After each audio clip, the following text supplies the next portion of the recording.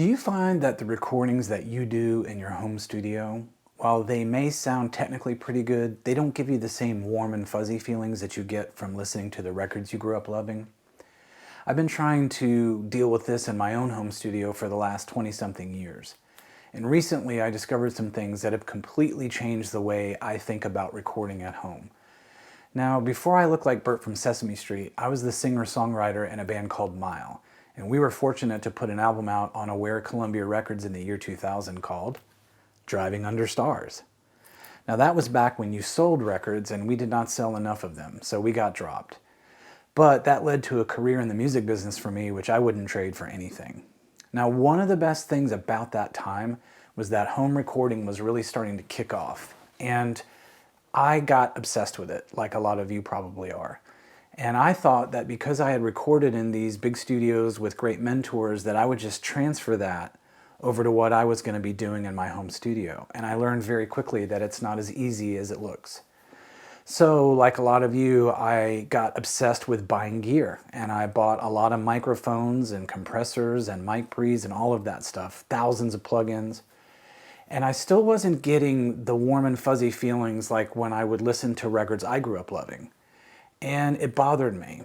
And recently, I was in this very room, actually, and I was recording a riff that I kind of came up with on my acoustic guitar, and I loved it.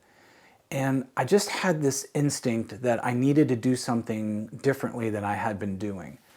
I stopped obsessing about microphones and all the stuff I normally do, and I just made the decision, why don't you let the emotion of the moment, the creative process, take over and just see what happens? Well, before I know it, it was like 1 o'clock in the morning, and I pressed play on this recording that I'd done, and I got that warm and fuzzy feeling, like I had discovered a new band for the first time. And the crazy thing about it was, if you would have asked me, how did you get your vocal sound, or how did you make the acoustic do that, I couldn't tell you. And the next day, I couldn't stop listening to this recording, and then it kind of hit me what had happened. I had stopped focusing on what sounds good, and I really just started focusing on what felt right. And that's kind of where this concept of the record maker's mind started to take hold for me. I think it's the last 10%. It's the thing that maybe some of us are missing in our recordings, and it's the approach. And what I have found when I've talked to my friends that are professionals in the business is they share this same approach, and that's why I'm calling this channel The Record Maker's Mind. Because, like, for example, if you talk to Michael Brower, who's one of my mix engineer heroes, and you talk about a compressor, he's not going to talk about it from the perspective of technical things. He's going to talk about the vibe and the energy and the emotion that it brings to his, his palette. And I think that we have the opportunity as home studio owners to do the same thing. So for me, when I started to understand this, I did a forensic deconstruction of everything in my home studio. My guitars, my strings, my picks, my microphones, mic pre's, outboard gear, all of it.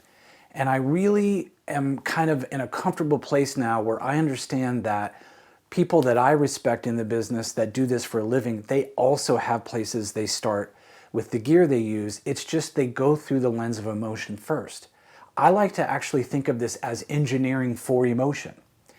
Now, I know that the concept kind of sounds a little hippy-dippy. I get that. And I've started to understand that you do have to know how to use this concept. So as funny as it may sound, I've actually started creating spreadsheets. I have a matrix for recording acoustic guitar, for bass, for vocal production. And as I've listened to the music that I grew up loving and seen it through this lens, I now understand that the professionals that make those records, they also have places they like to start. They know what they want to hear when the production calls for a certain energy or vibe, and they have equipment that they associate with those feelings and that kind of energy, right? So what you will experience in this channel, it's a little different than maybe what you've seen before.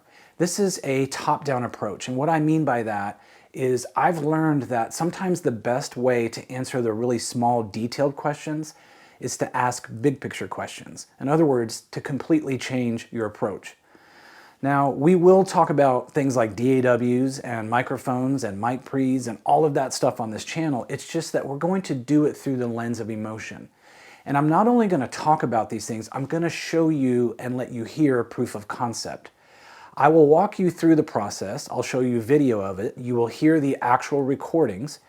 But I'm also going to introduce you to some of my friends that I've been blessed to know in this business, and you can hear from them directly on how they approach things. I guess in a way you could say you get to hear their record maker's mind approach as well. So I am excited. I am so humbled to present the first video series on this channel.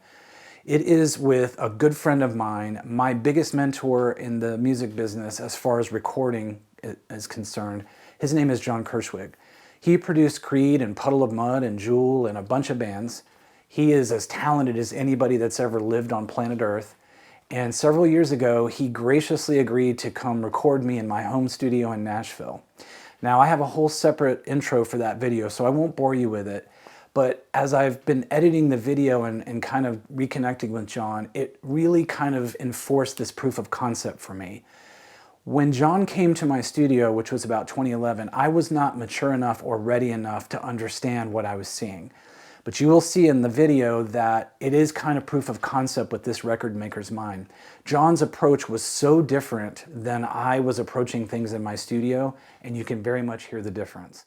So I hope you'll join me in the journey of jumping into the record maker's mind. So let's get started.